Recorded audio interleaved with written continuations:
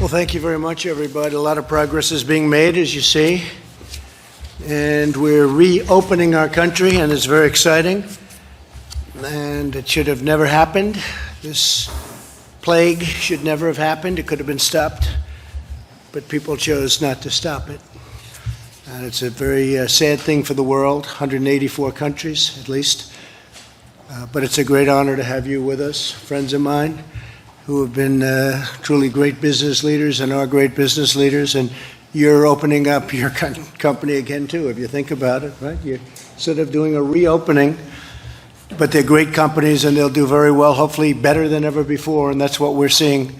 We're seeing tremendous pent-up demand, and it's a beautiful thing to see. So it's wonderful to have America industry leaders, and that's what you are, true leaders, to the White House. You've been here before, all of you, and we've talked about it in different times. We built the greatest economy in the history of the world, and nobody even disputes that. And one day they walk in, they say, "Sir, we're going to have to close it up until we get rid of this hidden enemy, this terrible scourge." And that's what we did, and we did the right thing. We did an incredible job. We worked with the governments. We worked with states all over the country. We had no ventilators, or very few, from previous administrations, and we became the king of ventilators. We have thousands and thousands of ventilators. We're now helping other countries with ventilators. We had old-fashioned tests that didn't work. They were really obsolete. They didn't work. They were broken. And we end up, the testing has been incredible now, and to a level that nobody's seen. I got a call from President Moon of South Korea. He said, "Congratulations, your testing is just, nobody's ever seen anything like we're doing." We've tested more than all countries put together, and millions of tests, and the highest quality test. But it's great to be with you. We're joined by Matt Maddox of Wynn Resorts, Chris Reynolds of Toyota, Chris Nassetta of Hilton, Josh Bolton of the Business Roundtable, Walt Immer of Waffle House, and thanks to Vice President Mike Pence, Secretary Steve Mnuchin, and Secretary Eugene Scalia. That Scalia has very good genes. Where's Scalia? He has very good genes, that guy, I'll tell you. Scalia, he's got the Scalia genes, right? We all know what that means. We mourn, and I have to say this so strongly, we mourn every life tragically lost to the invisible enemy, and we're heartened that the worst of the pain and suffering is going to be behind us. We think we really have crossed a big boundary, and much better days are ahead. And I often say I see the light at the end of the tunnel very strongly. This demand is going to be incredible. I think next year is going to be an incredible year for our economy. I think the fourth quarter is going to be really, really good. Kevin, we were talking about that before. You maybe will say something. And we're going to be in a transition quarter next quarter, the third quarter. And I think we'll do very, very nicely there from an economic standpoint. But thanks to the devotion of the American people, the number of new cases continues to decline.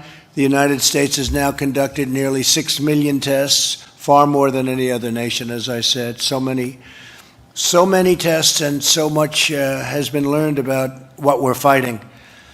And if it does rear up a little bit in the fall, or even a lot, we'll be able to put it out. We'll put out the embers, or we'll put out the flames. 2 weeks ago, we released guidelines to give states a real strong indication of what we want and how we want it done.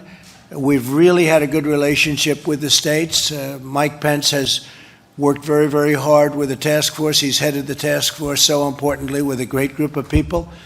And it's just been incredible what's taken place over a very short period of time, including the gowns and all of the surgical equipment and the safety equipment and masks. People don't talk about masks anymore. That's the other thing. They're not talking about masks. They were talking about where are the masks, because we had a cupboard that was bare. We didn't have a lot of equipment or medical supplies in the cupboard that we inherited. Now we're taking in millions and millions of masks. I'll give you a number that you won't even believe we have in order. 500 million masks coming in, and we've delivered millions and millions and tens of millions of masks all over. So you don't hear about that anymore either. You don't hear about ventilators, you don't hear about masks, and you shouldn't be hearing about testing, but that's the last thing they can complain about, I guess. You know, if we do 2 million tests, they said, how come you didn't do 3? Well, we do 3, and then they say, how come you didn't do 4? That's like a dream for the media. But we've done incredible with testing, and you'll see over the next coming weeks, Mike, you may want to speak about that a little bit, but over the next coming weeks, you'll see some astonishing numbers. I don't know that all of that's even necessary. You have some governors that love the tests. You have others that like doing it a different way, an old-fashioned way, with some testing, but we're going maximum testing. We've encouraged the more than 30 states that have taken steps to resume economic activity already. We've given them tremendous encouragement and support. We're backing them 100%. You know, many governors have called me, telling me their plans, laying them out. Governor of Texas, Oklahoma, governor of Arkansas, many governors. I spoke with Governor Cuomo. We had a great talk today on a different subject, but he wants to get open. Everybody wants to get open. They want to get open, and they want to get back to business. And their constituents, the citizens of this country, want to get back. And that's what's happening. So I just want to perhaps start off by introducing our Vice President, and then we'll go around the table, and you'll introduce yourself and say a few words to the media. You're covered by very serious media out here. The audience can't see it, but these are the most wonderful human beings. Actually, this is a nice group. I can't imagine. We actually have a nice group of people. But Mike, if you could say a few words, please, that would be great, and then we'll go around the table. Thank you. Well, thank you, Mr. President. I want to thank all the distinguished business leaders who are here and the literally millions of Americans that are employed at the businesses represented around this table. It's remarkable to think, Mr. President, that before the coronavirus epidemic came ashore, we had seen extraordinary growth in the American economy, not just the stock market setting records, millions of new jobs, more Americans working than ever before. But in January, when you stood up the White House Coronavirus Task Force, you said we had one mission, and that was to save lives and to make sure that the healthcare providers in America would be able to render the level of care to any American struggling with the coronavirus that we would want our own family members to have. And thanks to your leadership, thanks to the partnership that we forged with states across the country, working with local health officials, Mr. President, as you said yesterday, we have light at the end of the tunnel.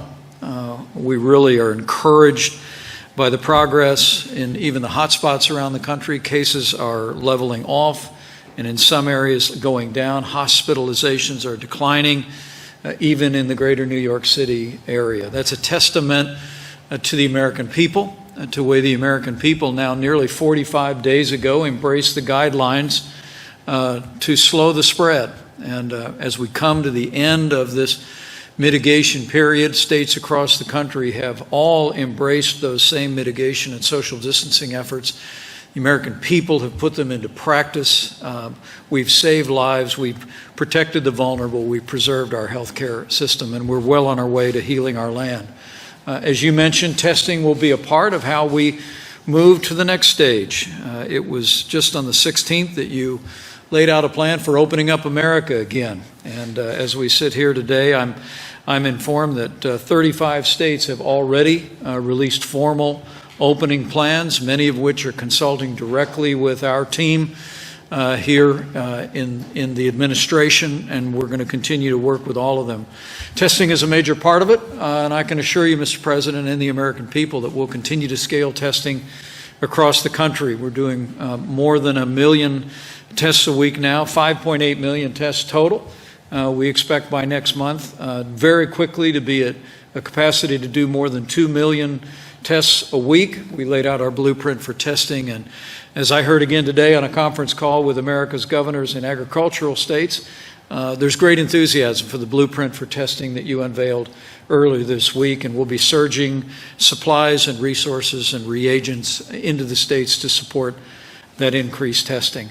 But we know that ultimately we've got to find a way to help America get back to work, and having the opportunity to hear from these business leaders about best practices that businesses are considering, whether they be restaurants like Waffle House or major corporations and hotels.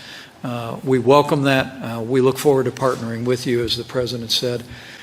America works when America is working, and we're absolutely committed, as soon as it is safe and responsible to do so, to partner with governors across the country, partner with businesses across the country, and open up America again. So thank you, Mr. President. Thank you very much, Mike. And just before we go around, Puritan Medical Supplies, a wonderful company, will produce 40 million additional swabs per month starting in May. Now, they've opened up a very big process, and that was funding authorized by the Defense Production Act. So that'll help the states. And again, we're there to help the states. A lot of states can buy their own swabs. It's not that big a deal, but we're here to help them. We want them to be successful. We had, as you know, the governor of Louisiana in today, and we told that story, which has been a really great story. And we had the governor of Florida in yesterday, and that was a great story. These were just incredible what's been happening. So maybe we'll start with my left, and Chris, you want to take it and tell them about, I know a lot about your company, but maybe a lot of people don't. Tell them the story. Indeed you do. Thank you, first of all, for inviting me back to the White House. I was thinking on the way down here today, I'm based in Washington, and I was here about 6 weeks ago. The world was a different place. We were not at the beginning, but we were in the thick of it fighting this war. And we've come a long way. We've made tremendous progress thanks to your leadership and the leadership of the administration that is represented around this table and otherwise. So thank you for that. We are very supportive as an industry and certainly as a company on reopening America. We think it's critical that that happen. The guidelines that you and the administration have outlined, we are incredibly supportive of opening in a safe and healthy way, which you and Vice President Pence just described. We have been trying at Hilton and as an industry to be part of the solution throughout. So in the middle of the crux of the crisis, when first responders were unable to get housing, even though our industry and our company has its share of problems, we provided with American Express 1 million rooms free of charge to first responders. Those rooms are still being provided to first responders as they fight the war. But now as we think about, and I spend my time predominantly on the reopening of our business, what we realize is that people do want to get out. They want safety. They want to be doing it in a way that is safe. They want to feel good about it, but they want to get out. They want to visit their family, their friends, their loved ones. They ultimately want to get around the country and do business again. And in order to do that, they want to feel safe. So all the work that you all are doing is obviously, as an administration in the States, is critical. What we're trying to do in our part is develop the best health and hygiene standards that exist. So when they stay in our hotels, they feel safe. So what we launched just this week was in a partnership with Lysol, one of the most respected brands with some of the best scientists on cleanliness and killing germs, and the Mayo Clinic, one of the most reputable health organizations in the world. We have developed and are working on the absolute best protocols so that when people come into our hotels, the rooms have been cleaned, they've been sealed, the public spaces have, and that they can feel safe and secure in that environment so they can get out and see the people they want to see and see this great country again like they used to. We've also been trying to work with the industry, and industry, to their credit, is trying to mobilize to create a consistent set of standards so that this isn't just Hilton. The whole industry, would have a set of health and hygiene standards that would make people comfortable. We will be sharing it with the administration, sharing it with governors already to try and create a standard. We stand ready as Hilton, and we stand ready as an industry to help get America open and moving again.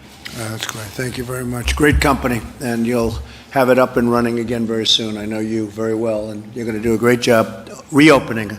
We're reopening Hilton, and we're reopening our nation. A lot of companies are very excited right now. Steve, do you want to say just a couple of words about where we are with the different things, please? Well, I think, thank you, Mr. President, Mr. Vice President. It's great to see these companies here today. It's great to see the reopening. I think we're making an enormous amount of progress. Yesterday, we met with small businesses that we saw the benefit of the programs. Today, we're meeting with big businesses. I was particularly pleased to hear from Chris. He's been able to access the capital markets. Just the announcement of our facilities with the Federal Reserve created liquidity so that public companies could access the capital markets and not need to come to the governments for support. Thank you. Thank you very much. Please, how you doing? I'm doing great. Thank you, Mr. President. I'm Walt Amer with Waffle House in Atlanta, Georgia. It's an honor to be here today. Thank you for including me, probably a well-dressed cook and dishwasher. I don't know about big companies, but we're happy to be included. And thank you too, Mr. Vice President, for all of your support. I am here representing our industry, I believe, and in large part the independent restaurant companies of America that are out here that have helped create the fabric of our country with the restaurants that they've put in our communities and the connections they have to the communities. And we, in a small way, feel like we are a part of that. We did have the opportunity this week in the state of Georgia and the state of Tennessee to open up some of our dining rooms to dine-in customers again. And it was very welcomed by our people. It was welcomed by our customers. Our customers are ready to see some sign of progress that we are beginning to move forward. We've done it in a safe way. We have followed all of the guidelines, your guidelines, the CDC guidelines, and how to make that happen. But what we believe when we started out on this journey, we said we really have several goals. And the first goal was we wanted it to be a safe environment for our customers and for our associates. And our second goal was to create financial safety for our workforce. And I wanted to thank you personally on behalf of our workforce, for all of the stimulus funds that have gone directly to the workforce of America. It is making a difference. It has made a difference. It is keeping the economic engine turning ever so slowly right now, but it is helping keep people put food on their table and a roof over their heads. So on behalf of our workforce, I thank you for that. As we got into this, we felt like we needed to make a lot of adjustments coming in. One of the great things about a restaurant and the entire restaurant community, the restaurants are the second largest private employer in the country. And there is 1 million restaurants out there, and probably no other industry has been hit as hard from a revenue standpoint or a layoff and furlough standpoint. But restaurants, if you think about it— What's number one? What's number one? Healthcare is my understanding. Really? Good. Yeah, private employers. I assume you guys are number one overall. But so, you know, restaurants have a unique opportunity to help lead us out of this. And the reason for that, in my opinion, is that we have been practicing safe food handling for years. The safety of our guests has always been paramount. So what we have done is we've taken a workforce that is trained to do that and added more sanitation practices to it, more touch points, more social distancing as you have prescribed and the CDC has prescribed. And we have basically turned our restaurants into the ability pretty much at half capacity to seat guests in our restaurant. And it's given us an opportunity to get the wheels of the economy, our engine turning a little bit, because the next thing we want to make sure is we protect the jobs for the people that work for us and the people in our industry. So we're very appreciative. I did want to say that ever since my daughter was young, she every time she saw the WH on the TV screen, she thought that stood for Waffle House. So I don't know if you have the trademark for the WH or we do, but we could probably work something out if I wore my WH tie for you today. This one was here first. I know well, cool. We might have to talk then. So, but thank you for including us, and on behalf of all the restaurant operators out there in the country, we appreciate this opportunity to begin the journey to move forward. And thank you very much, Walt. We appreciate it. Chris Reynolds. Chris of Toyota. Yes, Mr. President, thank you first for inviting us. Thank you, Mr. Vice President, and giving us an opportunity to share how Toyota is working within the American automotive industry to return to work safely, to reopen America safely. We announced on March 18 that we were suspending production due to the awful scourge of the coronavirus. On March 19, we started to plan to reopen. We started right away. And just to give you some quick background on Toyota, we've been here in the U.S. for over 60 years, 1,500 dealers, 1.2 million units of cars and trucks manufactured last year, 475,000 people employed, including a great number in the state of Indiana, from where our Vice President is from. Going to the next slide, with that as background, really are trying to apply three fundamental principles to how we're going to return to work. Principle number one is we need to stay connected with our team members. So every week we conduct phone surveys with all 32,000 of our factory workers, asking them how are they feeling, what's their health, what's their family's well-being, what's their confidence level in returning to work. And we also preview with them all of the new safety protocols and processes that we're going to put in place. We share pictures of the reconfigured factory workplace so they can have confidence that we're doing everything possible, Mr. President, to keep them healthy, safe, and productive. The second principle that we follow is that we've prepared our plants and facilities for safe and healthy working. So, like many here, we're engaging in marked off areas that require social distancing, the provision of masks and face shields where appropriate, daily temperature screening, as well as a daily app-based questionnaire that before you come into work asks you, how are you feeling today? Do you have any symptoms? So that we can try and manage and contain the virus. And we're using best practices not only from your own Center for Disease Control, Mr. President, but also from around the world to try and increase the safety and health of our team members as they produce. And then the third principle is we're not date-driven, we're data-driven. So our current plan is to open on May 11. It'll be a slow, gradual opening of our plants around the country, but we're flexible. Every plant will be different. We'll have staggered shifts. We'll do many other things to comply with the Centers for Disease Control guidelines.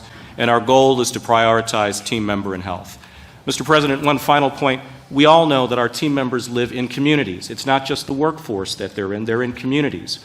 So what Toyota has done is it's tried to support the communities in which our team members live, including manufacturing 500,000 face shields just since the start of this crisis to distribute to healthcare centers, nursing homes, first responders around the country so that our team members can feel that we're also part of the community. And we've also put together, just released yesterday, a community service announcement aimed at those communities of color that have been particularly impacted by the lethal nature of this virus. This announcement includes celebrities encouraging everyone to engage in safe practices promoted by the Centers for Disease Control.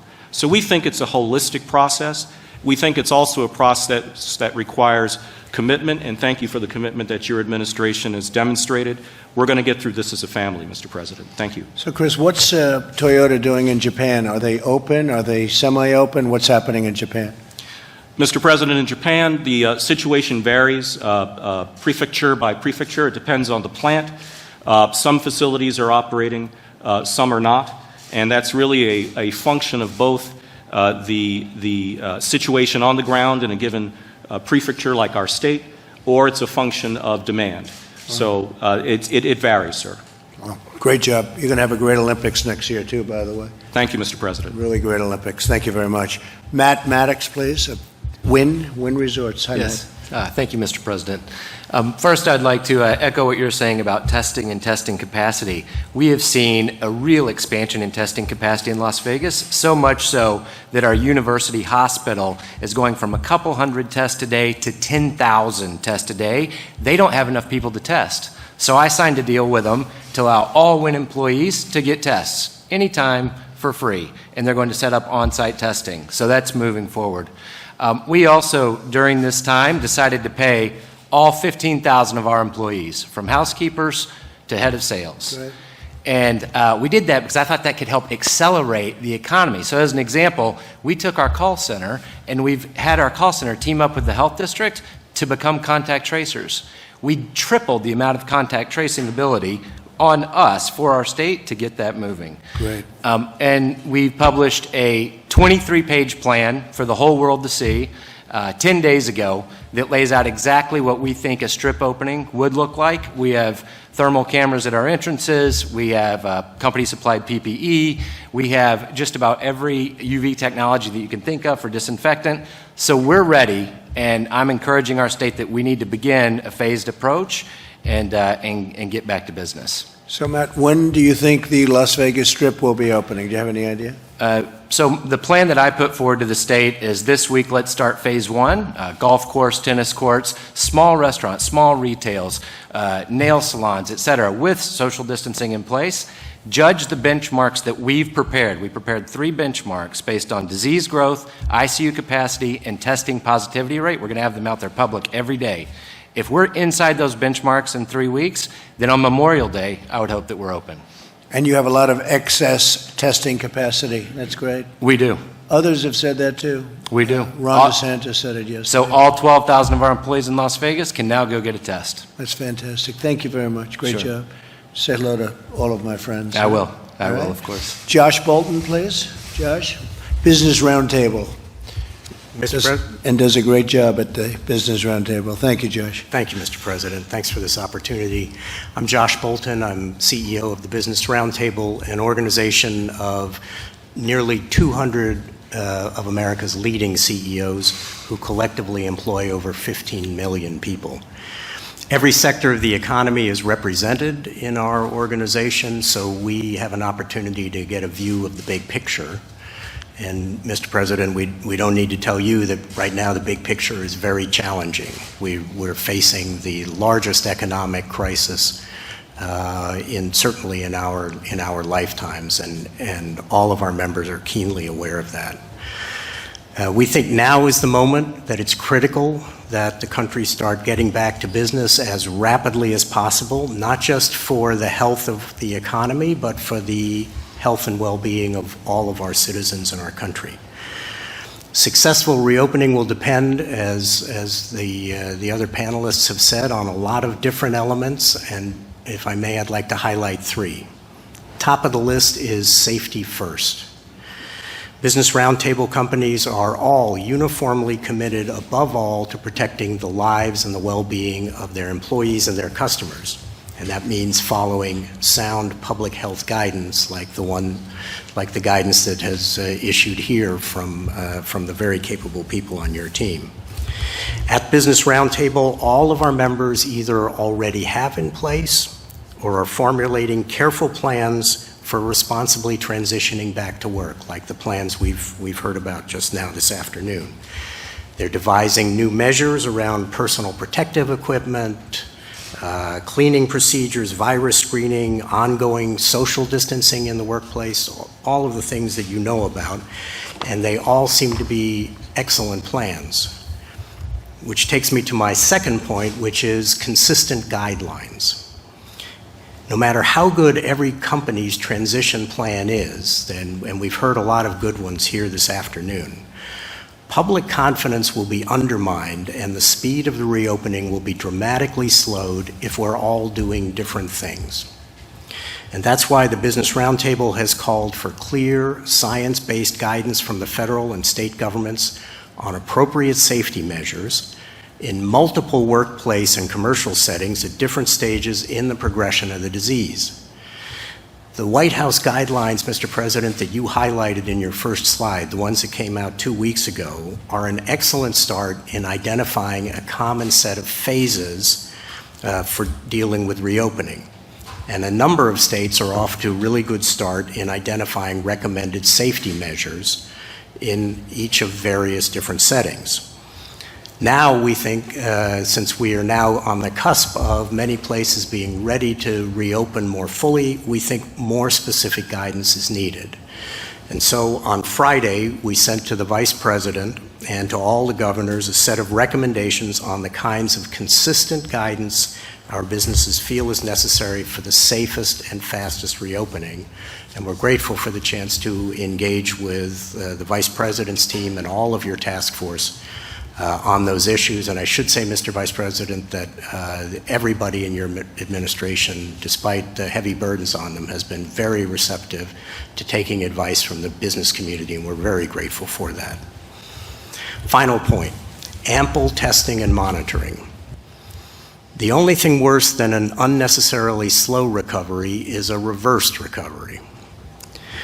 So to avoid serious setbacks, as our businesses reopen, we need to stay vigilant, identifying rapidly and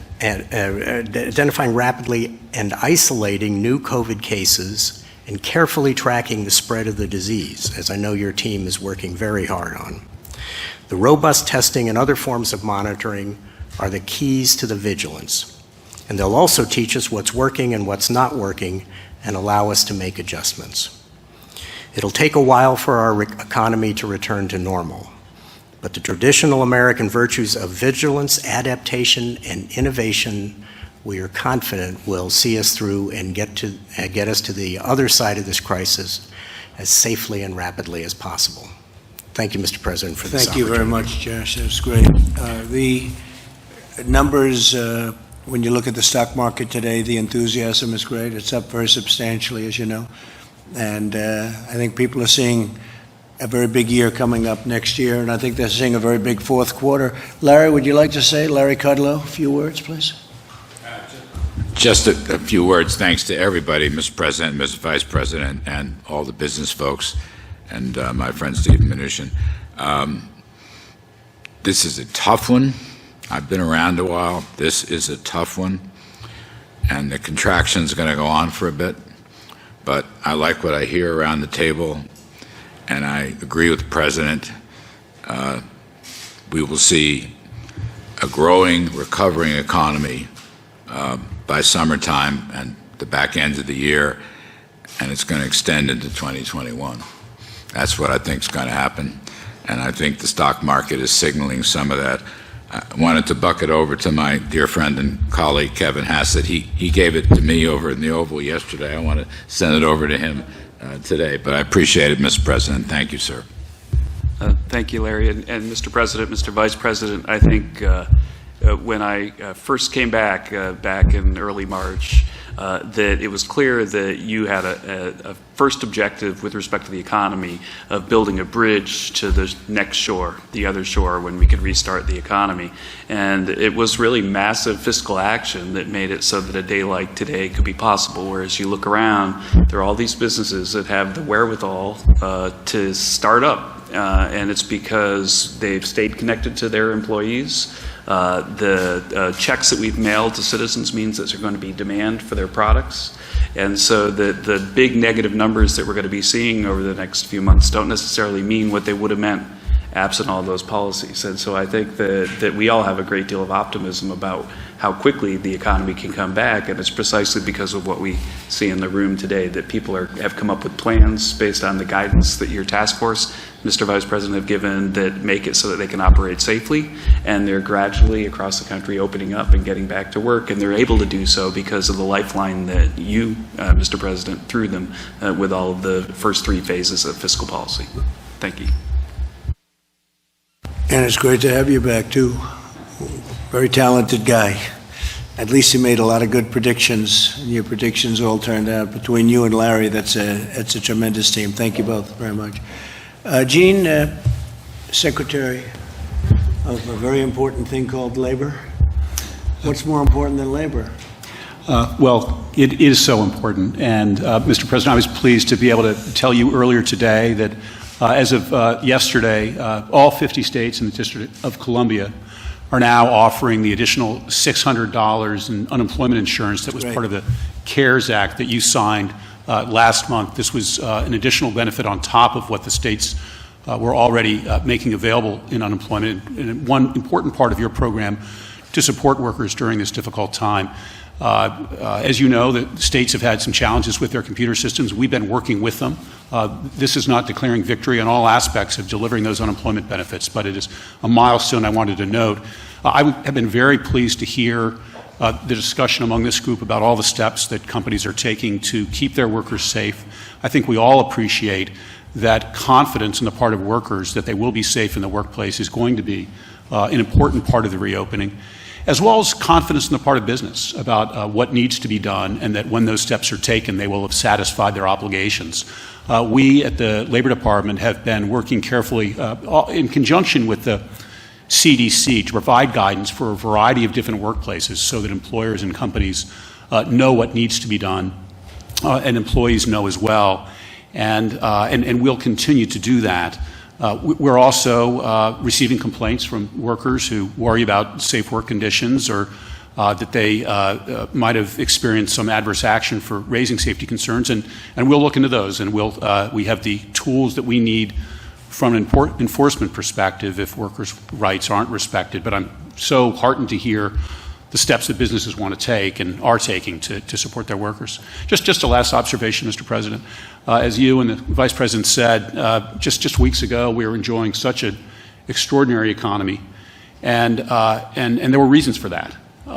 There were policies that you'd put in place, lower taxes, deregulation, that were vital to what we enjoyed before. Right now, we're in a period of very important government intervention. We need that.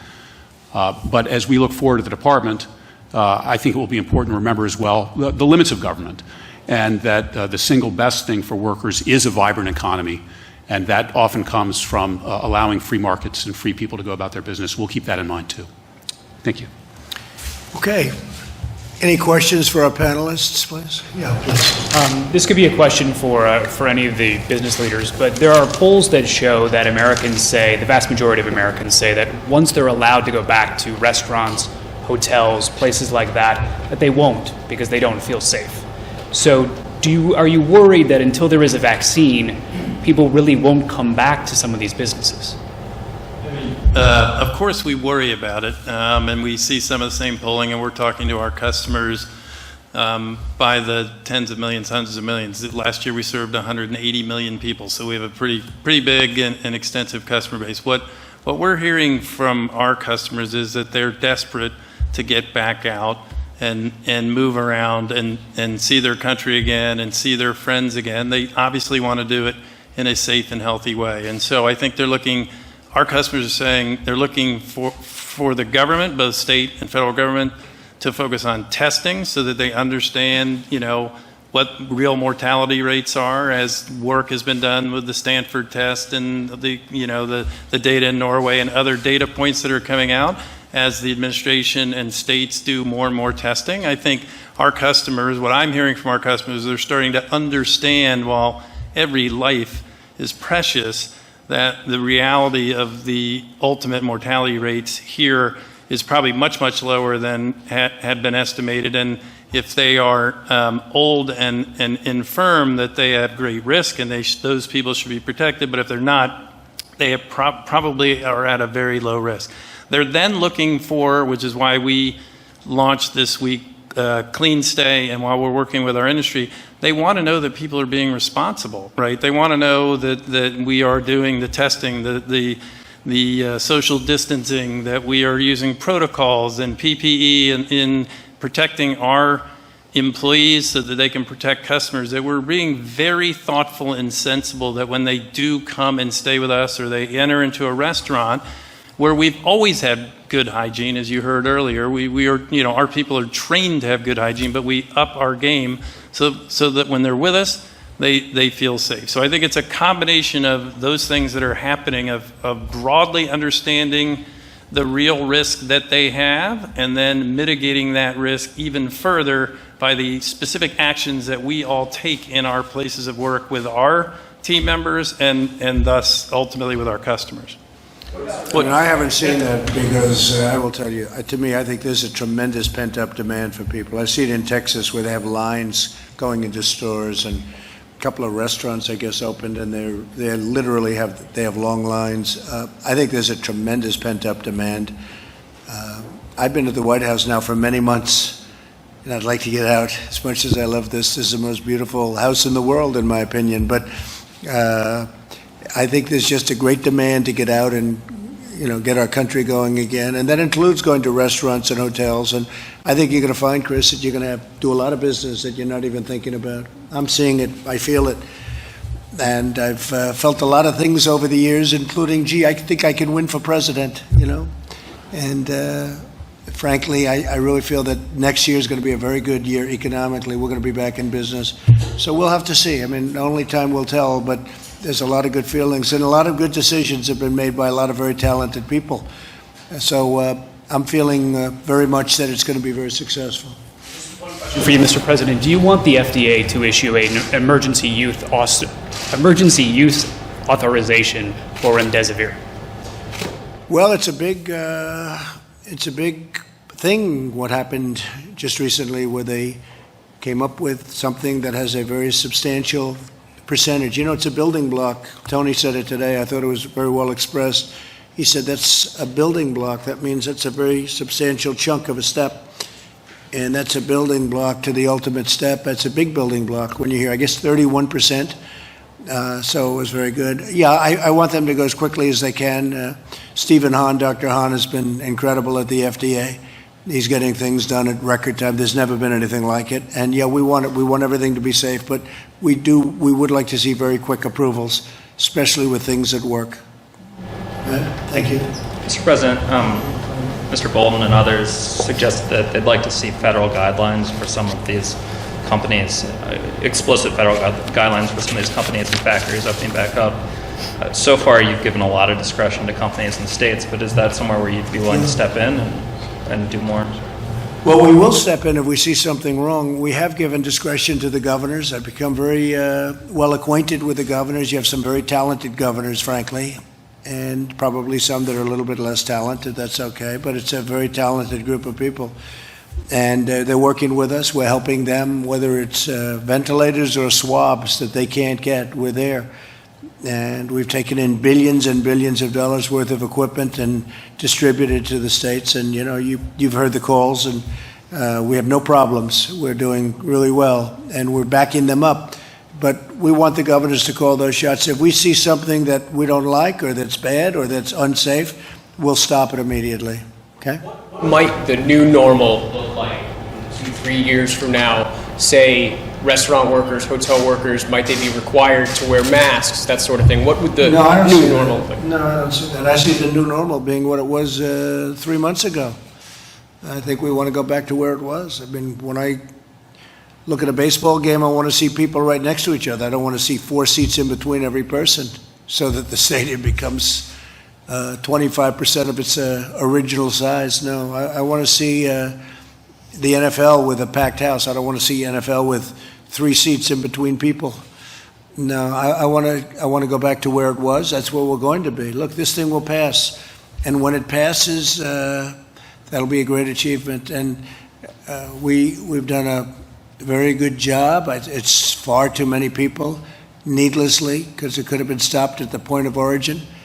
And somehow we weren't helped by whether it's World Health Organization or China, whoever.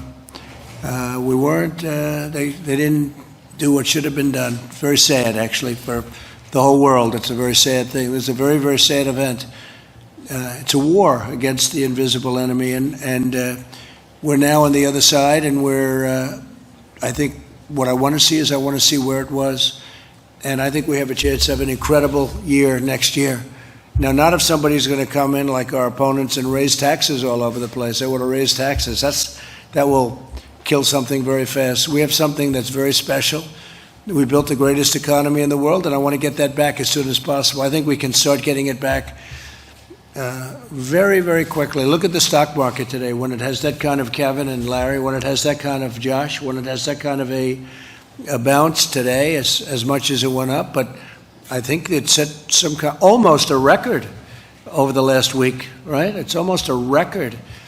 And this is in the midst of something. Now, we're not in the midst. They feel we're at the other side of it, or you wouldn't be seeing numbers like this. But so we're at 24,000, maybe even a little above 24,000, and we were at 29,000. We never broke 30 on the Dow. So that's tremendous. But what it really does, you have a lot of very smart people. That means that they're looking to the future, number one. And I look at it as jobs. I also look at it as sort of guidance. It's a guidance in a sense. It's the stock market. Who would think you could have a stock market at 24,000 after we've gone through the worst pandemic since 1917? That's over 100 years. You know, it's the worst since 1917. So I think that's a great indicator. There are a lot of very smart people that understand that world very well, and they have a lot of confidence in it. And that's some of the companies that we hear, public companies, but it means jobs. It also means not only guidance, it means some people, and I know some great investors, people really have a lot of confidence in what's going forward. And that's what I see, and that's where I want it to be, okay? Mr. President, Yes, ma'am. are you open to making a deal with the Postal Service that would allow it to borrow from Treasury without raising its shipping rates, its package rates? Well, you have to raise the rates on packages because they're losing a fortune on packages. They're losing anywhere from $2 to $3 or $4 a package every time they deliver, so it's not fair. And it's not fair to the people that work at the Postal Service. You have some of these companies, the internet retail, you look at that, and they drop millions of packages on the post office. The post office delivers a package, and every time they deliver a package, they lose from $2 to $5 a package. And what kind of a business is that? And you could never replicate the post office. The post office is massive, but they've got places in little sections of our country that no company could ever go to, that took hundreds of years to build the post office. And when you look at the size of it and you compare it to companies, it's much bigger than companies. I mean, much, much bigger. There's no company that's the size of that. No, we want to stabilize the post office, and the way you do that is these companies are going to have to pay more, not the people. We're not looking for the people, but the companies are going to have to pay a percentage of that loss. You can't do that. The government shouldn't have to do it. I think the post office wouldn't it be great if it could, after so many decades, break even? But we're making a lot of people rich and a lot of companies rich by subsidizing these companies. On top of that, they don't pay the same taxes as a retail store. It's very unfair to the retailers. You look at these stores, the retail stores are being just clobbered, and there are so many disadvantages. But no, when we deliver a package at the post office, every package it delivers, they lose a lot of money. And that's not fair. Those companies should pay for it. Steve? The President, over a year ago, asked us to chair a postal task force to look at restructuring. A year ago, we didn't have any board of governors. We now have a board of governors that's overseeing it. They're conducting a search. We look forward to hearing the results of the new postmaster, and we think this is a business, and the people at the post office will have a terrific opportunity. And we're protecting our post office, by the way, and we always will. But we want our post office to be successful. We don't want it to be a laughing stock and a stupidly run organization the way it's been for so many decades now. It's ridiculous. And then we make other people rich. We make other people rich because we're willing to deliver packages at a fraction of the cost, so other people gain by it. And by the way, and you're hurting a lot of other people because you're hurting retailers. You look at stores where the stores they have to pay rent and taxes and all sorts of things that these companies don't have to pay. So it's not a fair situation. We want to take care of our taxpayers, and we want to take care of, very, very importantly, the people that work at the post office. Yes, please. Mr. President, if there is another round of aid for the states and communities, are you going to try to restrict that aid from going to sanctuary cities and states? I don't think you should have sanctuary cities if they get that kind of aid. You know, if you're going to get aid to the cities and states of the kind of numbers you're talking about, billions of dollars, I don't think you should have sanctuary cities. And by the way, the people that have sanctuary cities, they don't like it. I think politicians like it a lot more. I go to California, I go to lots of different places, and I have people with a very liberal bent saying they don't like sanctuary cities. They don't want criminals to be in sanctuary. They want security. They want safety, and you know they want borders too. They don't want people pouring across into our country. And you know, I was there a long time ago. The wall is up to 175 miles built now, and the numbers are incredibly good because all of that 175 miles, nobody comes through. Nobody even comes close to coming through, unless you have a climber of Mount Everest. But even they don't. It's not even easy for them, Josh. So it's been good. But very important for you, we want our farmers to be able to get their help, and we work it so it's actually easier for them to get in. You know, they've been taking some people that they've had for years and years that come with the crops and everything else, and that really have been great for the farmers. And we want that to continue and actually continue at an easier pace. We're working it so it comes in, so that kind of help can come in even easier, which I think you have to tell your people.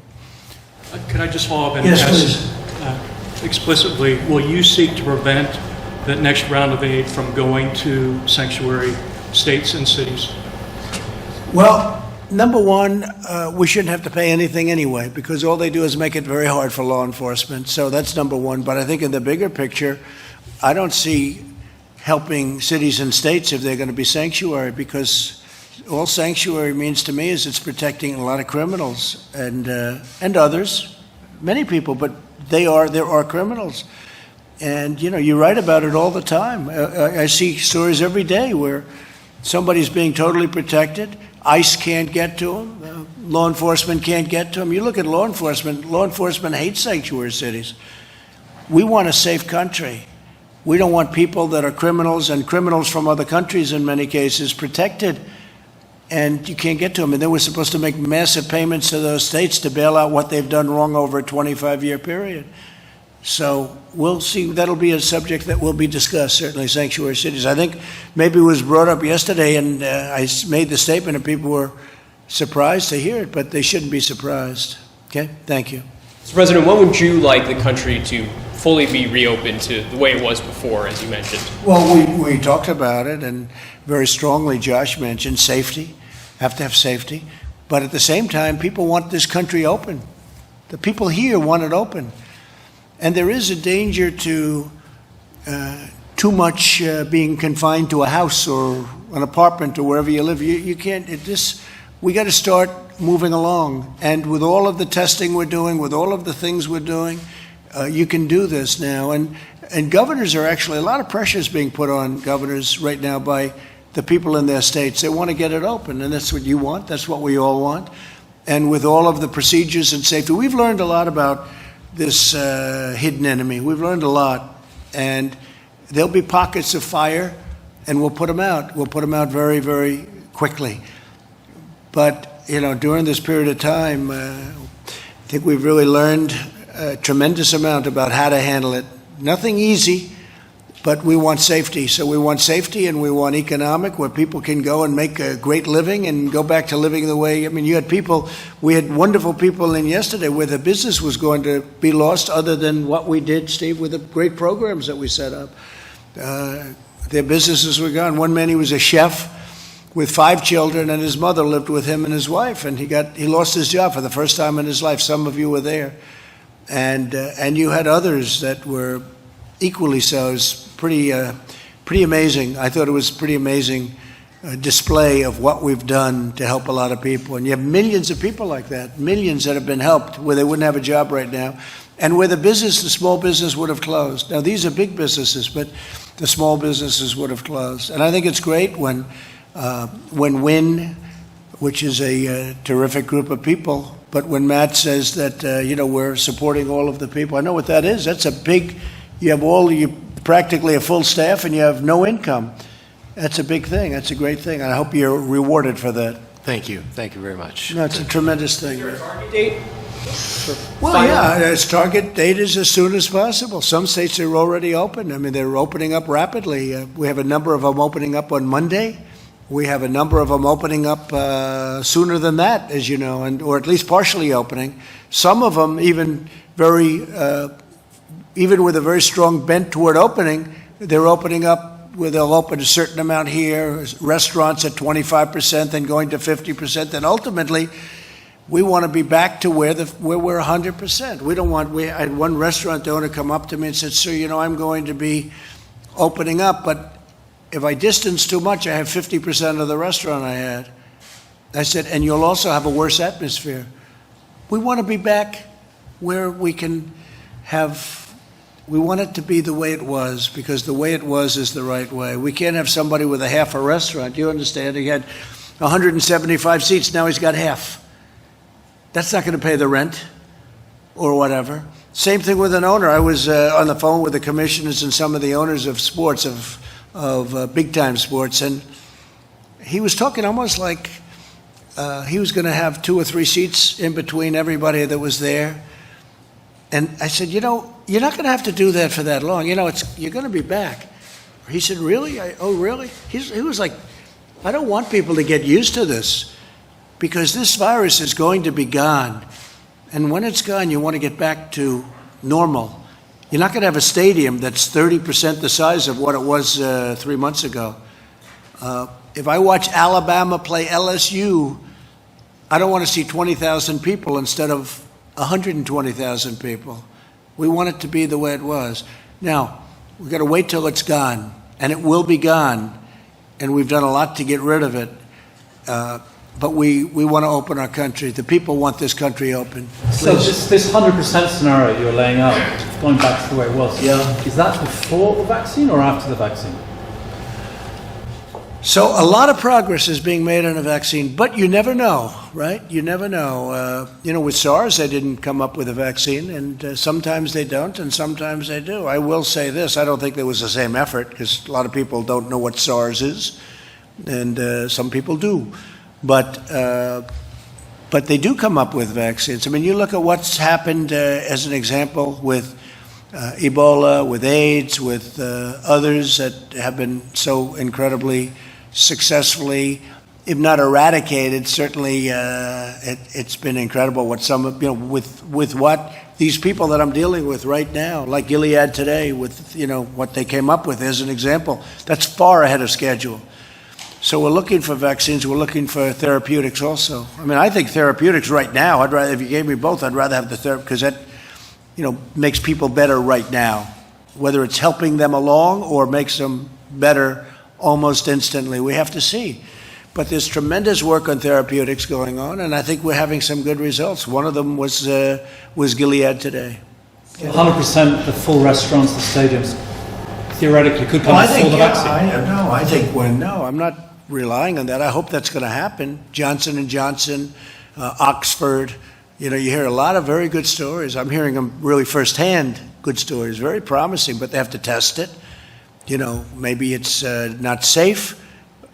Maybe it eradicates it, but it's not safe. And, they have to do testing with vaccines, whereas the therapeutics, it goes a lot quicker in terms of the process.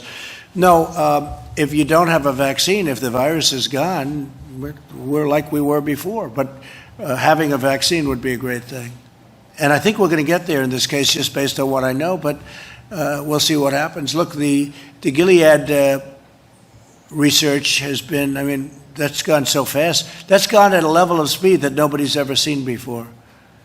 And that's a stepping stone. So I think they're doing very well. But no, I want to get back with or without, but I want, obviously we have to wait till it's gone. It will be gone. And we want to be back to where we were. Yes? Without a vaccine, sir, why do you think the virus will just be gone? It's going to go. It's going to leave. It's going to be gone. It's going to be eradicated. And it might take longer. It might be in smaller sections. It won't be what we had. And we also learned a lot. Again, if you have a flare-up in a certain area, if you have I call them burning embers, boom, we put it out. We know how to put it out now, but we put it out. And now we're equipped. Now we have more ventilators than anyone thought was possible. I mean, we're doing a tremendous service for the world right now. We're giving ventilators. We're making hundreds of thousands of ventilators in, I believe, 9 different plants that made other products, in some cases cars, in some places other things. These companies, General Motors and Ford in another way, and GE, so many companies, Honeywell, they've stepped up. 3M has been terrific. They've stepped up like nobody's ever seen before. And the job they're doing is great. And I'll tell you, I think the job that they're doing on vaccines and on therapeutics has been great too. We'll see. We'll let you know about that in a little while. Please. Anybody else? Yeah, Mr. President, oil's up today, partially on reports that the Treasury Secretary and others may have... What is it up to? Depends on which, but it's about $25. But on the suggestion that the Treasury Secretary and others may have presented you with a plan for government assistance to the oil companies. Well, we're not going to let our oil companies go and get in trouble. It's not their fault that they got hit by 50% less volume in one day. You know, one instant, all of a sudden, these very great companies are employing all these people. So I'm talking to Steve, and you know, we just saved the airlines. The airlines were having the best year they've ever had. And then all of a sudden they're like out of business. We can't let that happen. So we saved the airlines. That's done. We're saving other companies and industries. And I would say, Steve, maybe you can talk to it, but I think the oil industry is one of the top on the list. So we're looking at a lot of different strategies. We have a dedicated team combined of people at Treasury and people at the Department of Energy. As I've said before, this is not going to be a bailout of shareholders, but this is going to be supporting the national security issue. I would just comment the Secretary of Energy has done an extraordinary job of taking in oil in the strategic reserve and being paid for the storage capacity in oil. We're also exploring potentially having the ability to store another several 100 million barrels. So we're looking at lots of different options. We're in touch with lots of people around the world, and the President is determined that we protect the national security interest and the jobs. Announcement this week about... Well, we had a very interesting thing because we had a lot of capacity, meaning you can fill it up in the national strategic reserves, and, you know, it wasn't full. And we made a great deal. If you would have told us that we could have had that filled up, or it's on the way to being filled up at the kind of pricing that we're talking about, I would have said you have to be kidding. We're talking about 19, I'm not sure Chris is going to be happy about this because it doesn't pertain to the hotel business, don't get scared, but you know, we're talking about like 1952 pricing. It's unbelievable. It's prices that are so low, and in some cases we're storing oil and getting paid for storage because we have a tremendous capacity for it. So what's happened with the strategic reserves is incredible. And additional aid might be announced this week, or do you have a timeline for that? Say it. Additional aid might be announced this week, or do you have a timeline for it? On that? For oil companies.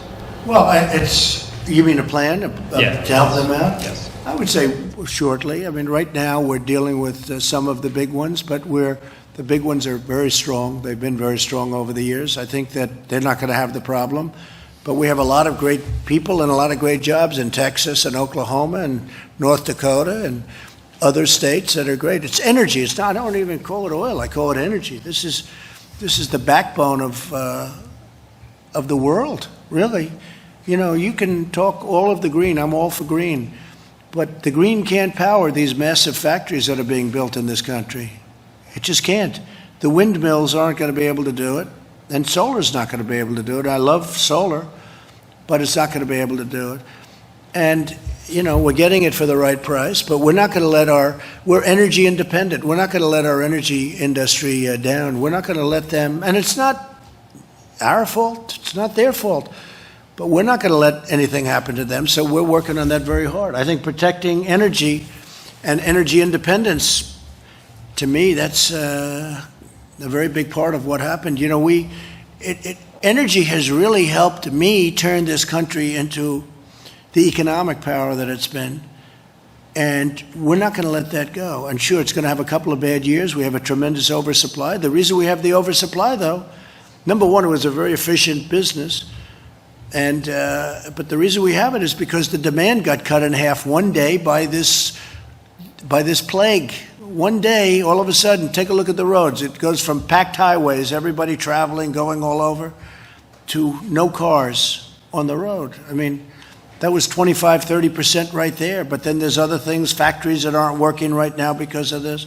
We did a great thing last night, using the powers that we have to make sure that the processors and all of the delivery of our food chain, that it was protected and safe. And those people, we were on the phone with all of them this morning, pretty much all of them, as you probably know. They were cheering, literally cheering over the phone. We did some good moves, not money moves so much as common sense moves, because they were being hurt by stupidity. And we have them really back online. So I think that we put out, that's called burning embers too. We put out a fire. So there'll be plenty of meat and pork and everything that you want. Yeah. And Mr. President, you said you were anxious to get out of the White House. Might we see some travel in the next week or so?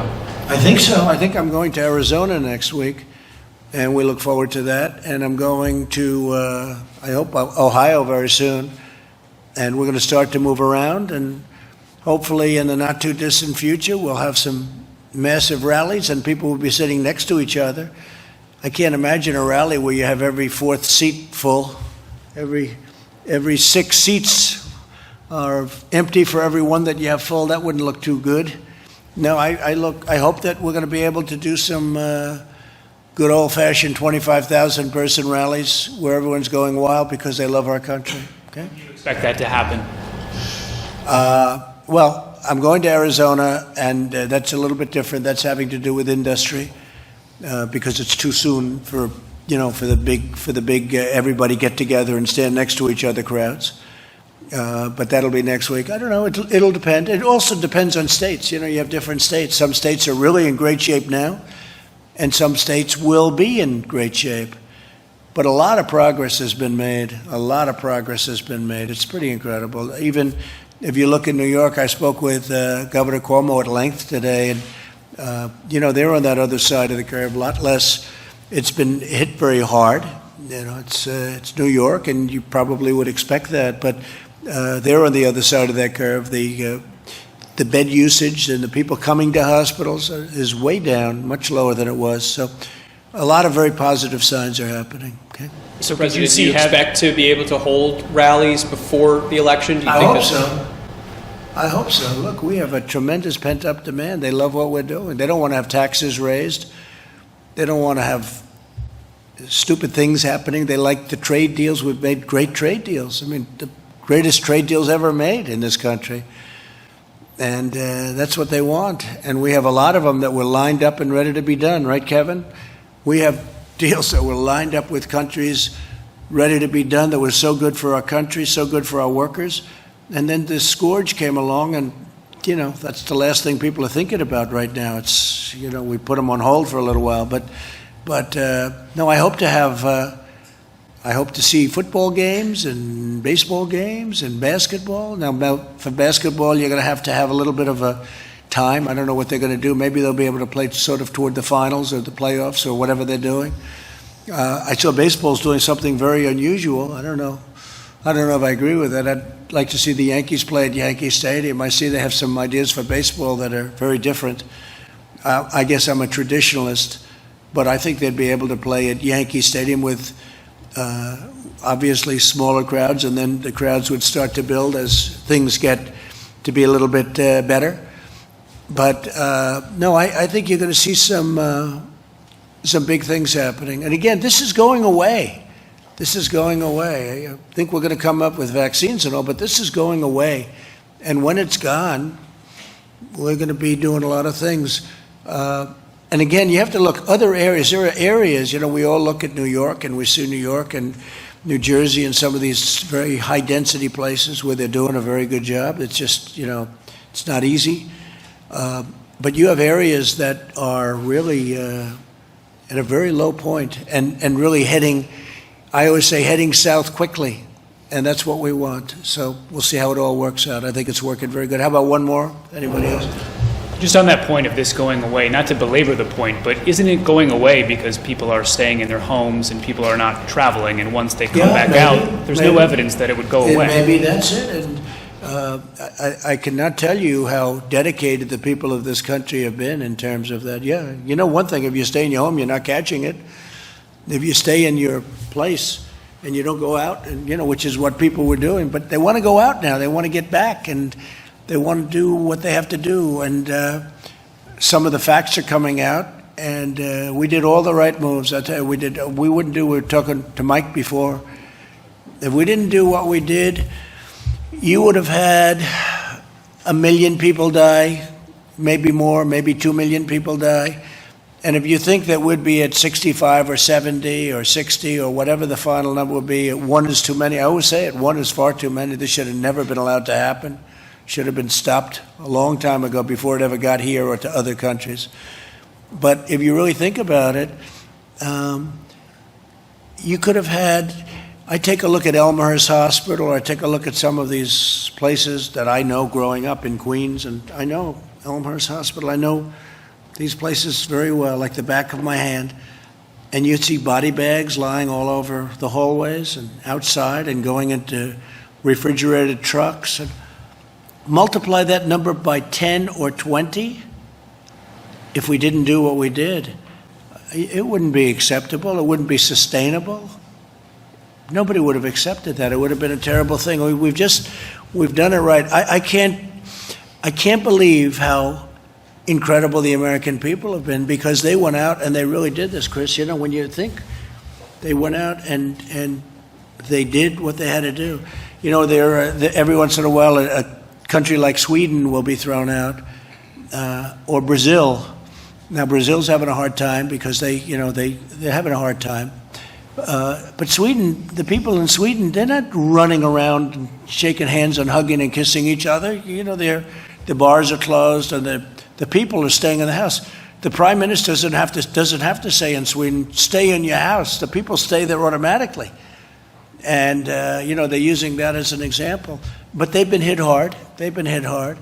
But again, you call it automatic. I mean, it's automatic distancing, it's automatic protection. But places were closed, the bars were closed. You can't stand at the bars, you can't do certain things.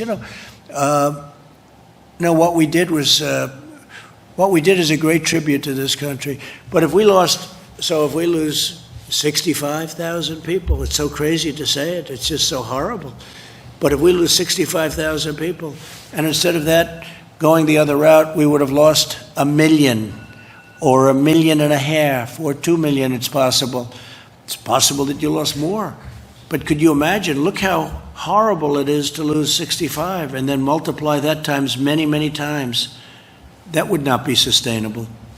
So I think with all of that, I want to just thank everybody, and I want to thank these business folks are just tremendously talented people. People have no idea how talented they are, the job they do, and we're getting our way back, I think, much faster than people think, and I think it's going to be a much more successful launch than anybody would have thought. I really think next year is going to be a tremendous year. And I think the fourth quarter is going to be, Larry, I think the fourth quarter is going to be fantastic. I can feel it. I feel great. Thank you. Yeah, I can feel the demand. It's going to be really fantastic. Thank you very much, everybody.